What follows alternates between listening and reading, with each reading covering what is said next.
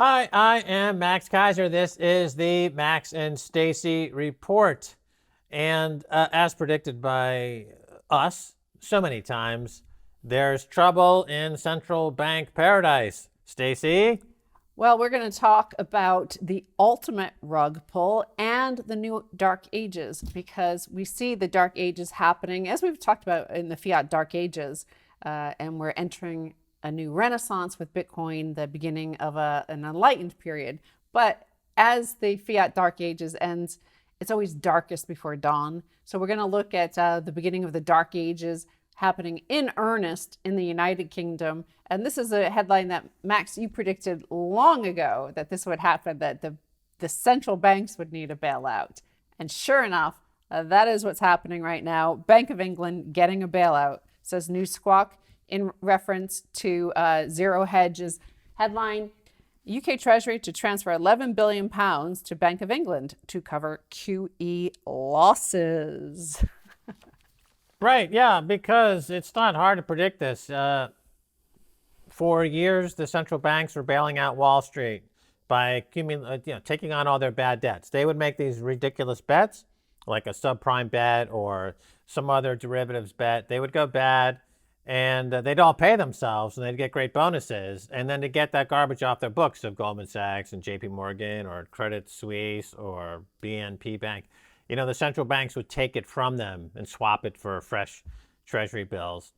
And the idea was that eventually this wouldn't work anymore. We'd have to bail out the central banks themselves, and we'd create a global lending facility, $100 trillion lending facility. Maybe we'll do an IMF special drawing right. We'll just float this, we'll extend and pretend. But now, there's a war going on. So that strategy was short-sighted, because it would only work if there was total globalization and total dollarization. But now that we're in deglobalization and de-dollarization, that end game of floating all the bad central bank debt to a mega central bank. I mean, they will try it with central bank digital currencies, and there's another chapter to come here. But the Bank of England clearly, after 300 years, does now have to declare bankruptcy, as we knew that it would, because the economy was just skating on fumes and hamster poop that they kept in the basement at a chateau somewhere in Switzerland and claimed that had collateral value. Well, guess what? It doesn't.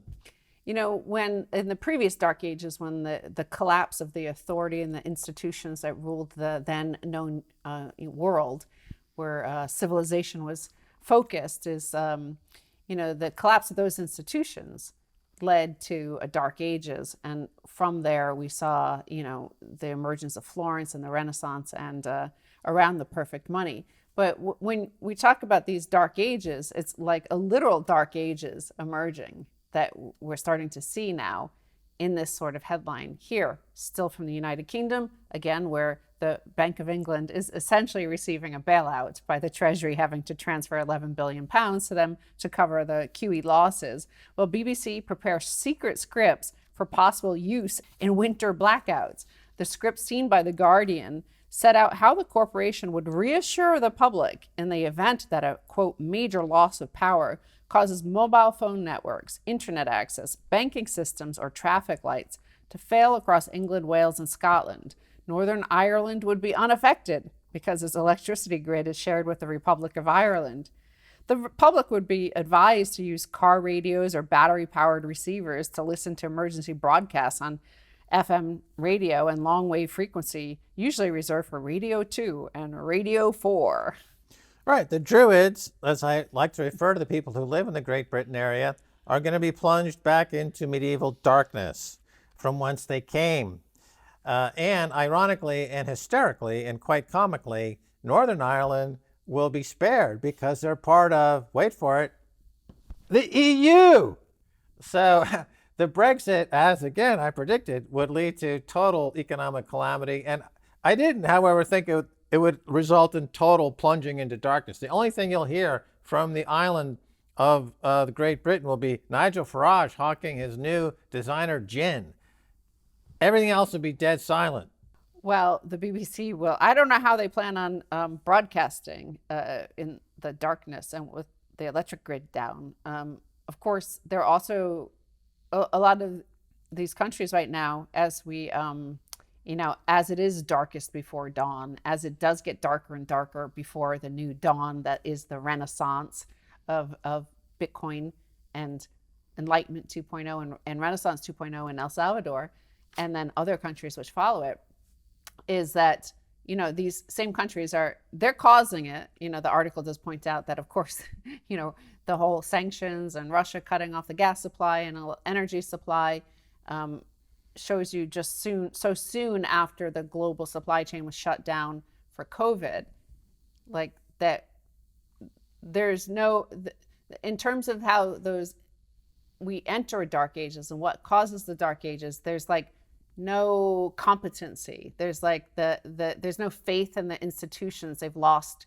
their will. Like, people turn to the authority back in the dark ages and the bubonic plague. They turned to the Vatican and asked, or the kings, and asked, like, what's going on? And they were like, we don't know. It's something in the air. There's some sort of mystery quality in the air. Right. The thing about the British institutions that are collapsing is that they had a really good run, many hundreds of years. So you have Westminster, or the political class with Parliament, and you have the monarchy over there at Buckingham Palace. And both of these institutions, you have the monarchy, of course, during the period when Diana met her untimely death, was a kind of the beginning of a tabloidization of that institution, and made it into, as some people will tell me, look, the Queen is our Mickey Mouse, or the King is our Mickey Mouse. They're just tourist attractions. They're not to be taken seriously in any way. So there's no institutional integrity there. Now Westminster and the Bank of England are going to fall because they've been resting on their laurels for hundreds of years. If you live there, and this is the thing about it, is that they put up a good front. You go there, and there's the Big Ben, and it's sounding dong, dong, and there's the Thames, and there's Parliament, and you're like, wow, this is solid. This is institutionally solid. But then when you go behind the wall and into these organizations, you find that spies are losing the codes to secret codes all the time. They're selling, in the case of the Steele dossier, you've got spies inside MI6 selling state secrets for a gin and tonic down at the Groucho Club. So it's just like becoming a completely dysfunctional mess. And the time from that it would just collapse utterly, it was hard to predict the exact day. It seemed like it was happening imminently, and now it's gone. Well, apparently they're preparing for blackouts this winter. Who knows? Or it could just be a fear tactic. Because of the dark ages, I've decided to go super bright and cheerful, and because I'm already in the Renaissance. I'm already in the dawn. For these people, it's darkest before the dawn. I've taken the opposite route with my Death to Fiat t-shirt. I'm all about the death to fiat. So the Bank of England, this is the reason why, as Ben Franklin said in 1776 era, the primary reason there was a war of independence in the colonies to separate from those scallywags across the ocean was to escape the Bank of England. Now, finally, Ben, it's dying. It's going to be dead. Well, the bubonic plague in this situation of this dark ages is the U.S. Treasury market. And you talk about deglobalization and de-dollarization. Every time we've had a Thucydides trap in the past, I think there's been 18 of them, like 16 of them have been violent, ended in mega war or world war. So this time it's the deglobalization and de-dollarization happening. Deglobalization happens with the end of every empire. It's happening again. And here you see is like, they're planning for this. Like there's no plan in place by the institutions to rescue their system. They're abandoning ship. These are the captains of the institutions abandoning ship. The U.S. Treasury intends to create a new position of chief sanctions economist, according to the Financial Times. And if you think about that, they're abandoning ship. They're abandoning the empire because the empire is based on controlling not only the seas and the biggest military might, but of course, all of that depends on controlling the roads of commerce. And the roads of commerce happen digitally. They happen via the SWIFT. They happen via the New York Fed, the U.S. Treasury market. So if they're blowing up they're making non-fungible their own currency, their own money. Well, it's no longer money, it's just currency that the king can decide at will to like block that person and block that person. And just as we predicted back in, I think it was 2010 or 2011, when under the Obama administration, they pulled for the first time, they weaponized SWIFT. Remember, we were talking to Jim Rickards about that, and they pulled Iran off the SWIFT system. And he said at the time, like, okay, cool, you won this battle, but remember, there's a long war ahead of you, because once you do this once, it's easier to do it a second time and a third time and a fourth time. But everybody else in the world, other nations, of course, naturally have to think of their own populations and their own survival. They don't want to go down with the ship. They see the captain diving overboard. If you see the captain abandoning ship and you're a passenger, you're going to think twice about staying on. Like, do I stay on? Is it safe here? No, the captain just jumped overboard. He's rowing away super fast. That's time to quit too. Right. Well, this is the problem of having a monarchy and an aristocracy in place, is that when times get tough, as they're getting now, the monarchs and the aristocrats are going to jump ship. Right. This is a rearguard action. This is the chief sanctions officer is trying to burn the bridges as they're running away, essentially. And this is what the aristocracy and the monarchy plan to do in Britain and what's left of the aristocrat in continental Europe as well. We don't have an aristocratic class in the United States. We have an oligarchy class, and they'll be on their 300-foot yachts over there in Bimini or somewhere sipping Mai Tais with Jeff Bezos. But in Europe, it's a long-established tradition to simply, get your gold on the horses and start running away. Yes, you're going to see that. That's what's happening there. In my opinion, that's what we see. If the U.S. Treasury is the one, like, they're the ones blowing up their role as the settlements. I'll tell you what, is dirt cheap right now in England are these old castles. Mm-hmm. You can probably buy them for 5 cents on the dollar, but they're about to become very valuable real estate as the aristocrats and BBC presenters barricade themselves in these old castles with some grenade launchers and old reruns of Jimmy Savile. That's what they'll spend the rest of their life looking at. Max is still bitter that his family was kicked out. They took my castle away in Ireland. No, Caberloch. it's in Scotland. Yeah, Caberloch Castle in Scotland, the lowlands. George Galloway promised he'd get it back for me. I'm still waiting, George. Well, let's move to the next headline here as this disintegration, how it's getting darkest before dawn. We're already in the dawn, Max and I. That's why I have my bright, sunny clothes on. And this is the headline as, of course, this currency that the money, the payment rails, the foundation upon which all of their might is built and power and wealth is energy. Like, you can't have an empire, you can't do commerce, you can't have globalization without a lot of energy. Well, as we see, the institutions, the elite, the people in charge, the monarchs, the oligarchs, they have no plan because, they pulled Russia off the grid, the largest commodities producer in the world, one of the top 3 energy producers in the world, had no plan to replace it. Well, what the empire, the center, said was, our modern Rome, which is DC, said, oh, we'll just use the U.S. LNG. Okay, let's do that. Well, apparently there's a bunch of ships there with a whole bunch of LNG, but you have to regasify it. There's no place to do it. So there's a whole bunch of tankers off of Europe with no places Wait a minute. The LNG, the liquefied natural gas. So you take gas. They're in tankers, and they got to turn it back into gaseous, and they have no ability to do that.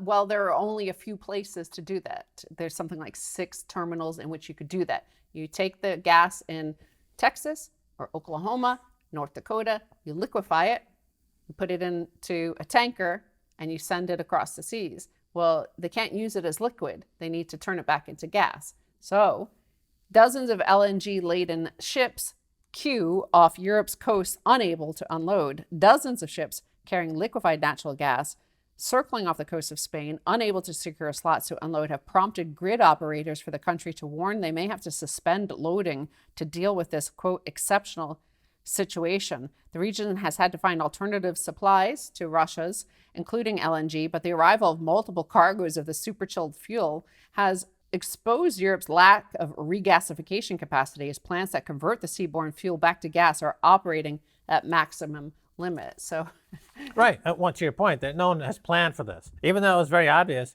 that the end game was in sight. Nobody actually planned for it, which of course would be evidentially so. You know, it wouldn't be catastrophic if people were planning for it. So how can you have a catastrophic end game without having everybody not plan for it? Am I right? Speaking of the ending, this is the ending of this segment. I'm going to take a break. And when we come back, much more coming your way. oh, by the way, you might want to tell people that there's a special coming up at the end of this week from Switzerland. Yeah, there's a special coming at the end of this week from Switzerland.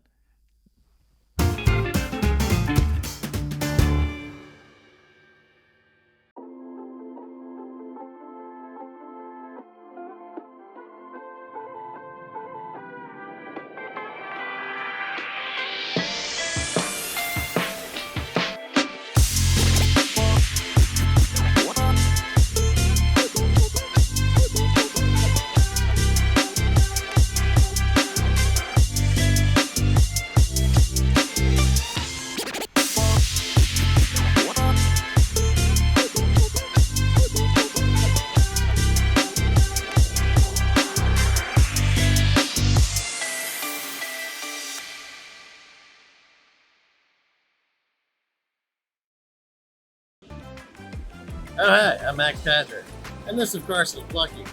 I got a new job. I'm now Plucky's trainer. We're doing some of these sit-ups here. He wants to get as strong as possible for the fiat money apocalypse. That's right, Max. We're both heading into the fiat money apocalypse, and I'm stacking sats over Swan Bitcoin. Oh, that's so smart, Plucky. How did you get so smart? Get the Swan app.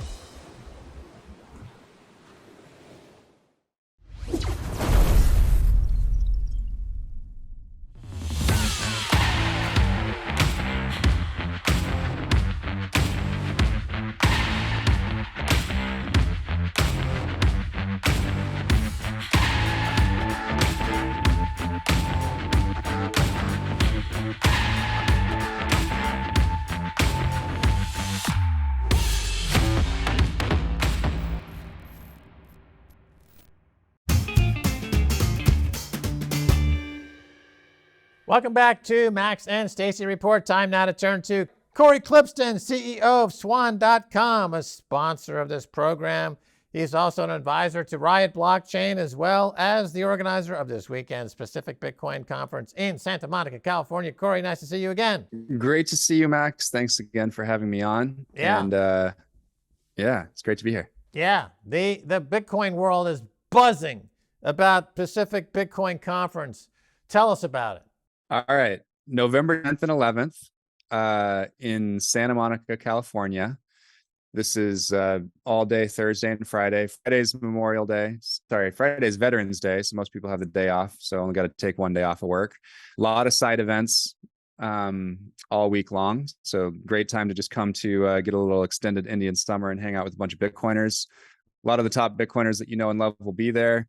Michael Saylor, Lynn Alden, Jeff Booth, Robert Breedlove, a lot of these folks. So yeah, it's going to be a great time. Highly suggest picking up a VIP pass if you have the means for it.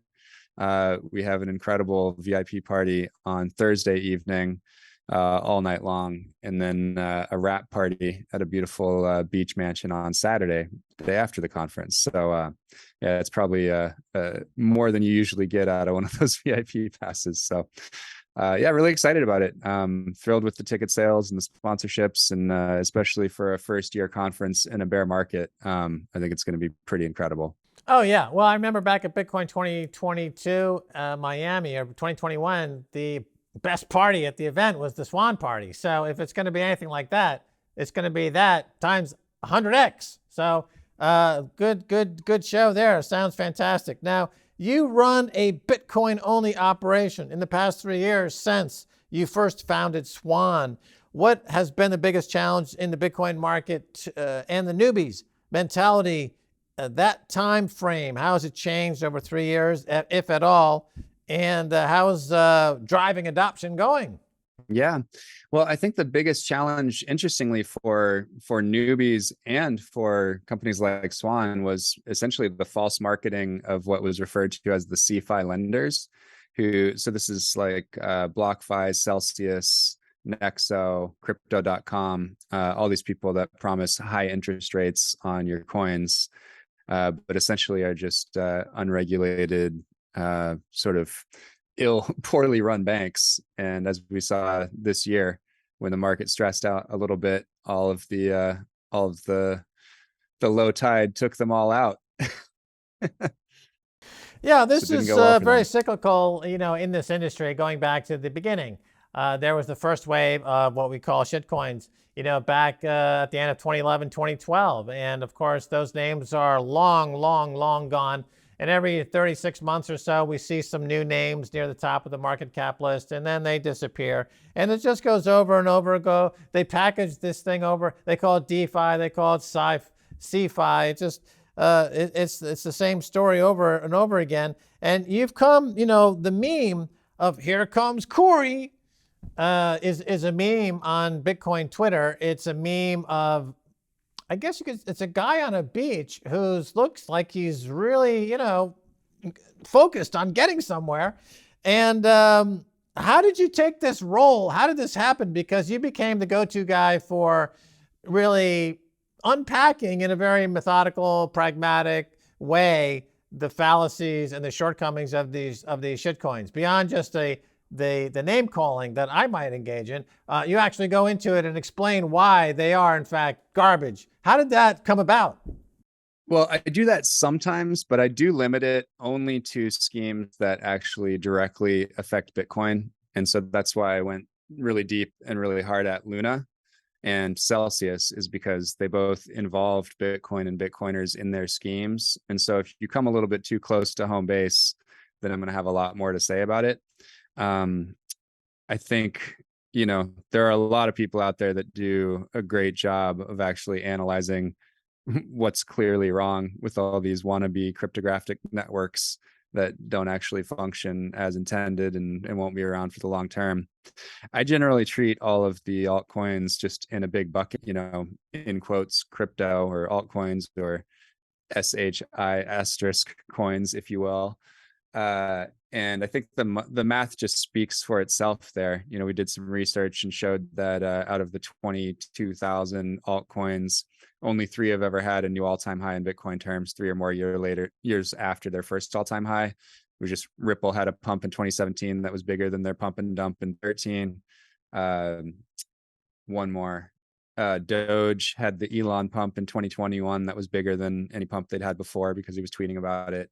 And then Binance Coin, which is essentially the not decentralized company script of the, unregulated casino that is Binance. Their internal, totally centrally controlled currency went up more in price versus Bitcoin in 2021 than it did in 2017. Has since plummeted, and I highly doubt that it will ever break the trend that has held for every other one of the 23,000 altcoins. So right, I guess it was Luna Bitcoin. when you correctly predicted a few weeks or a few months in advance. You just laid out the case and said, this is going to collapse utterly. This is how it's going to collapse. This is probably when it's going to collapse. And sure enough, it followed that script. And that caught the attention of some mainstream writers in Wall Street Journal, Barron's, and these types of outlets, CNBC. And they really took notice. Yeah. And so you got that message out there about really differentiating between Bitcoin and everything else in the market. That point had been lost, and it's still grouped together. That differentiation doesn't usually occur, but you have been great at educating the media about how to talk about this. Now, El Salvador made Bitcoin legal tender just over a year ago. Your thoughts on the significance of that, and also on the fact that they have remained Bitcoin maximalists, so much so that the President Bukele is on the cover of Bitcoin magazine looking like a founding father of the Orange Party. Cory. I think it's extremely exciting. I think these experiments will get run in many different ways with organizations of all different types. I think this is like the country version of what Saylor's experiment is with MicroStrategy. And, in some ways, Swan is an experiment of trying to be the first very large public company that's Bitcoin only. That's never happened before. So, other than a couple of miners. So I think these experiments are extremely important. I think one being done at the government level and then looking at the early returns, even though there've been some fits and starts with adoption and with, sort of education and things like that, it seems to be coming through. And then when you look at what it's meant in concert with the other actions and strategies put in place by the government and kind of look at I mean, my understanding is that his satisfaction rating is just completely off the charts versus the last few administrations, that tourist numbers are way up, that GDP is way up, and, a lot of these things that are just not happening in any other economy around the world, definitely not a comparable economy. So, I think you got to kind of look at this as part of a movement that's going on, in El Salvador broadly, but Bitcoin is a big part of it. And then when you think about all these different, Bitcoin companies and how they get a playground or a sandbox, I should say, to be able to experiment and try to develop services for Bitcoin as a medium of exchange, because that's really what went on with the legal tender laws. It was saying like, hey, let's pull the future 5 or 6 years forward and get people start to transact in Bitcoin today. And that's let us obviously start El Zonte Capital, our venture firm, with Stacy, you and I, and lots of other companies that have found reason to be there often, to hire people down there, to move people down there, and to really talk to and engage with locals and try to figure out how to take Bitcoin into the bright orange future. Right. We'll talk a little more about El Zonte Capital, but just to follow up on the El Salvador and Bukele story, the mainstream financial press, mostly out of New York, claims El Salvador's Bitcoin project has failed. What would you say? I'd say that's counterfactual. I mean, there are plenty of people using Bitcoin and more people learning about Bitcoin and people going down there and helping and working on things, and all levels of the government engaging with Bitcoiners and learning about this new monetary system. And they're trying to be first out of the gate. And it's not linear. Like if you're a year ahead of somebody else in adopting a technology, the one that comes in a year later doesn't catch up, and they don't stay a year behind. They get incrementally more. There's a big first mover advantage to these types of things and in the early learning. So it is really, really hard to catch up once you fall behind in something like this. Well, in corporate terms, we've had examples, whether it's the Tylenol scare, Perrier had to totally rebrand themselves, turn themselves around. And we see this all the time. It's an economy that's roughly $28 billion in size, so it's not even as big as a big multinational like a Nike corporation or a Coca-Cola, for example. If one of these huge corporations decided they needed to rebrand themselves, relaunch themselves on a brand basis, how much would they spend on something like that? How much would Nike spend if they decided to totally rebrand themselves? Oh, wow. Many billions of dollars for Nike. Okay, so here's a many billions of dollar rebranding exercise. Now let's go back to El Salvador. They put 100 million into Bitcoin. They're sitting on a $50 million paper loss. Of course, it's not a realized loss, it's a paper loss. And they took a country that had a 30-year bad reputation, and now they're growing at 10% a year. I mean, is that the branding success story of the century? I mean, you've worked in the corporate world. Yeah. I think we see this happen over and over again. I think almost nobody really had heard of MicroStrategy until Saylor went that route. Most people thought of El Salvador, in the US anyway, most of us probably thought about the association with a particularly nasty gang that had taken root in some cities here. And I think this has completely changed everyone's view of it. So many people have gone to visit, lots of people buying property down there, people looking at schools, people looking at country clubs, people looking at how to export that model from El Salvador to whatever their location is. And yeah, it's just this amazing incubator of innovation, kind of positive vibes. And yeah, I think a rebranding is a great framework. It's a great way to think about it.